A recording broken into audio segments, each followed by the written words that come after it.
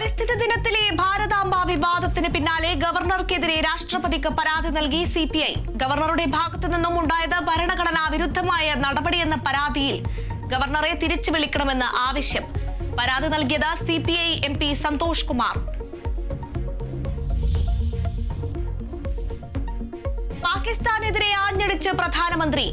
ജമ്മു കാശ്മീരിലെ വികസനം മുടക്കാൻ വരുന്നവർ ആദ്യം തന്നെ നേരിടണമെന്ന വെല്ലുവിളി. और आप सबसे नरेंद्र मोदी का वायदा है, मैं यहां विकास को रुकने नहीं दूंगा. ലോകത്തെ ഏറ്റവും ഉയരം കൂടിയ റെയിൽവേ പാലം ജമ്മു കാശ്മീരിലെ ചെനാബിൽ ഉദ്ഘാടനം ചെയ്ത പ്രധാനമന്ത്രി. സംസ്ഥാനത്ത് 46,000 കോടി രൂപയുടെ വികസന പദ്ധതികൾക്കും തുടക്കമിട്ടു.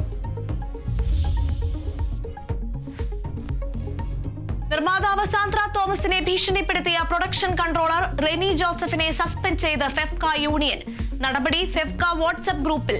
റെനിക്കെതിരെ പോലീസിൽ പരാതി നൽകി സാന്ദ്ര തോമസ്.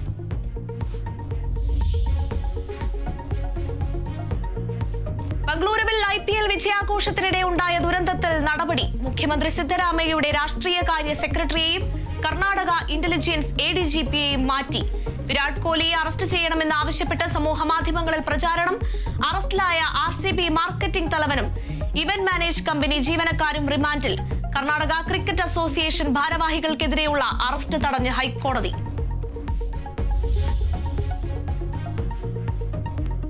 വലിയ പെരുന്നാൾ ആഘോഷിക്കാൻ ഒരുങ്ങി വിശ്വാസികൾ. സംസ്ഥാനത്ത് ഈദ് ഗാഹുകൾക്ക് ഒരുക്കം. വലിയ പെരുന്നാൾ ആശംസകൾ നേർന്ന് മുഖ്യമന്ത്രി. ഗൾഫിൽ പെരുന്നാൾ ആഘോഷം തുടരുന്നു. ഫുട്ബോൾ ഇതിഹാസം ലയണൽ മെസ്സി കേരളത്തിൽ എത്തുമെന്ന് ആവർത്തിച്ച് കായിക മന്ത്രി വി അബ്ദുറഹ്മാൻ. മന്ത്രിയുടെ പ്രതികരണം ഫേസ്ബുക്ക് പോസ്റ്റിലൂടെ വരുന്ന തീയതി വൈകാതെ അറിയിക്കാനാകുമെന്ന് മന്ത്രി.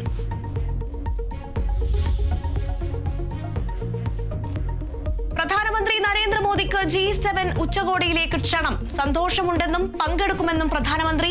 കനേഡിയൻ പ്രധാനമന്ത്രിയുടെ ക്ഷണം. ഇരു രാജ്യങ്ങളും തമ്മിലെ നയതന്ത്ര ബന്ധം മോശമായിരിക്കെ ഉച്ചകോടിക്കിടെ നരേന്ദ്രമോദി ഡൊണാൾഡ് ട്രംപ് കൂടിക്കാഴ്ചയ്ക്കും സാധ്യത.